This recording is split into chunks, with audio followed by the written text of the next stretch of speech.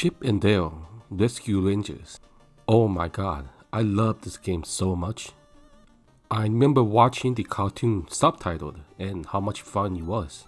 When I saw the game in the game shop, I knew I had to get it. I was thinking about just introducing the game, like I was doing. I thought I would do a playthrough since it is a pretty short game. So let's get into it. In the opening, we are tasked to help find Mandy's lost kitten. I am most likely not alone in this, but Gadget was one of my first cartoon crushes. The music was so good in this game. It is this track that really gets you pumped to get into the game. So the basic mechanic of this game is you can pick up these boxes and throw at the enemies to take them out. And these apples that you see, you can also pick them up as well. But they are so heavy, when you pick them up, you cannot jump as high as usual. And you see that cactus? They are not just some props. Touching it will actually hurt you.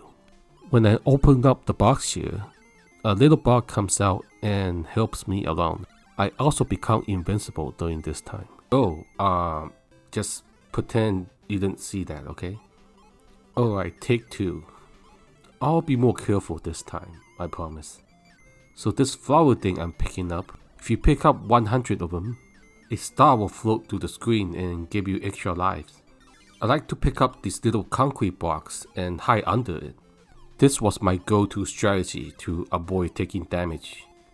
And as you can see, it works great. Well, it doesn't work that well if you're going against two enemies here. I always thought I could pick up the cheese for some reason. And here comes the first boss. Nothing much to say about this one. Just throw the ball at the green ball at the top. Oh, and avoid these little lightning things too. A couple of hits in and it is done. Every time you finish a stage here, you get a little bonus where there are various items hidden inside these boxes. You can easily rack up extra lives here.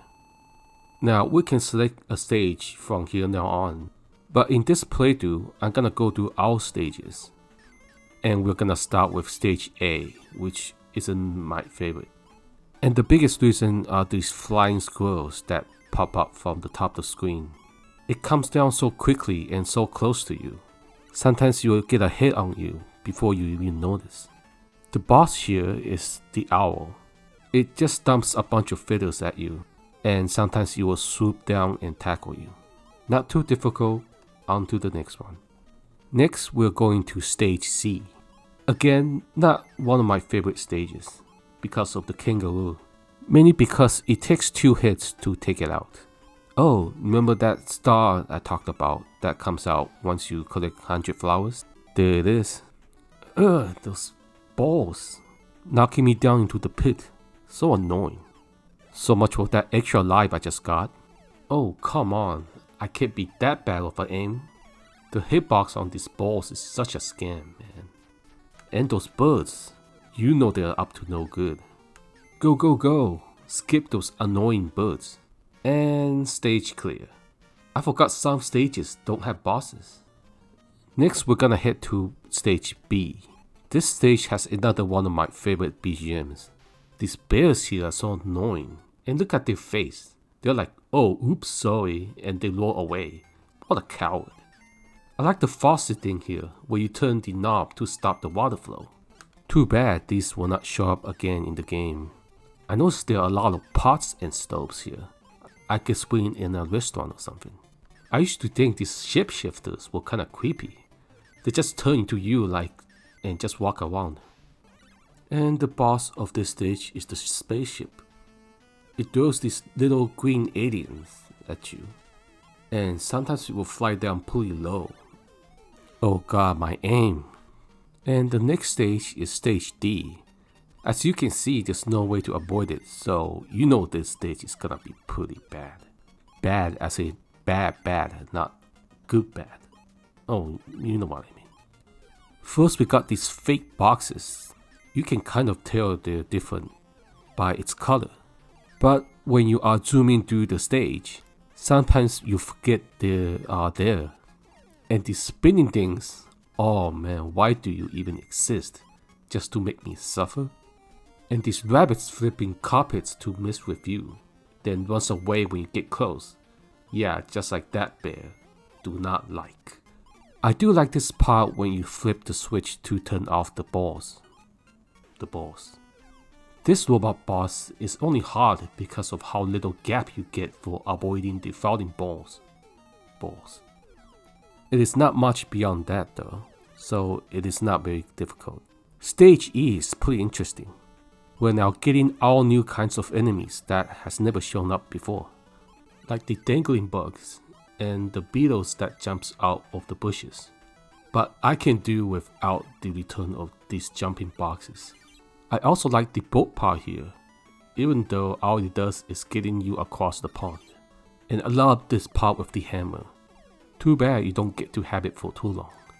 Knocking out these jumping boxes with the hammer is a lot more satisfying than it looks. The end line here looks scary, but there's enough room for you to roll down the quicksand and knock it out.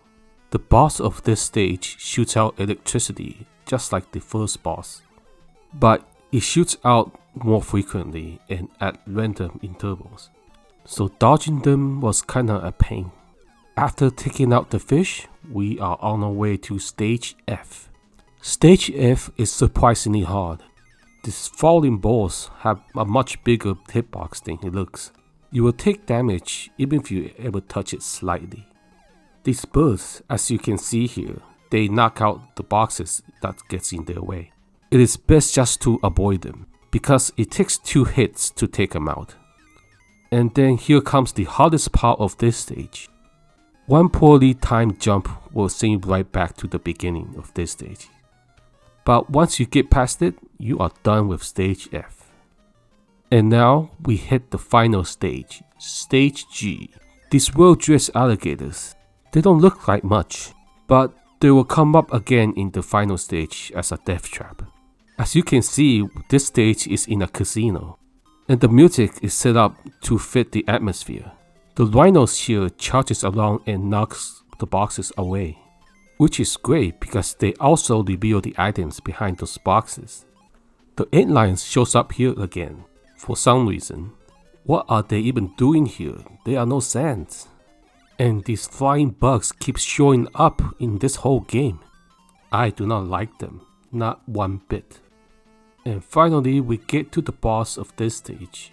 Look at this well-dressed cat sitting on a slot machine throwing gold coins down at me. Luckily, he doesn't have a very good aim. Out he goes, and we are done with Stage G. And that is end of the game. Well, except it is not. We hop into a rocket and fly out halfway into the space. And we land on a new place, where Stage H is. We are now in a sewage. Every game has a sewer stage, and this is no exception. And here we meet the crabs for the first time. That blows up bubbles. Not much of a threat, but these squirrels are. This transforming bugs shows up again, which is whatever, not much. But these bears, I will never forgive you. And we are done with Stage H. No bosses. I can live with that. Stage I is probably the worst of all the stages in this game. See that pelican right there? It catches your throw and sends it right back to you. Only way to take them out is to throw at their legs. If you like the pelicans, then you will surely enjoy the fans. And if that's not enough for you, how about both at the same time?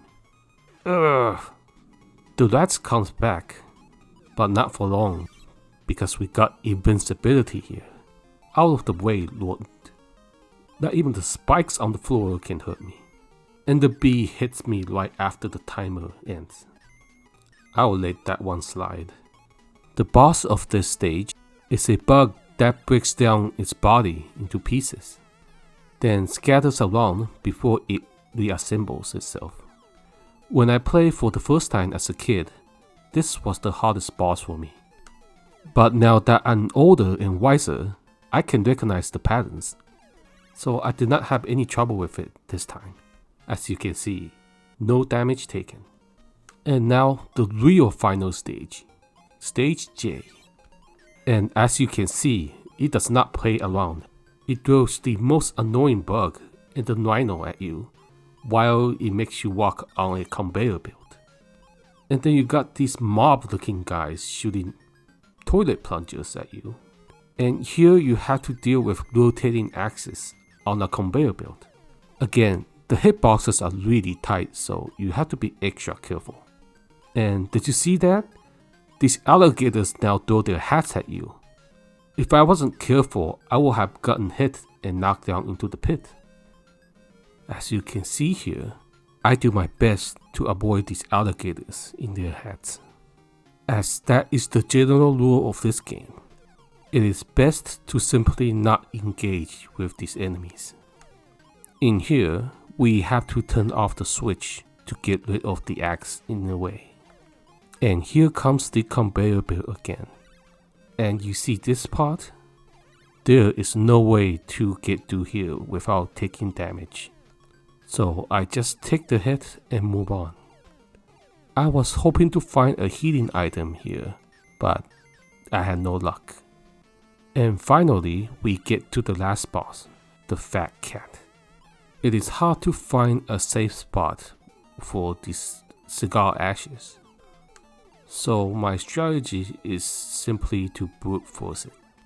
After losing a life, I was able to defeat the Fat Cat on my second try. And we get the ending with mucho texto, hinting about a sequel. I hope you have enjoyed this playthrough. If you do, please do like the video and subscribe to this channel. See you next time.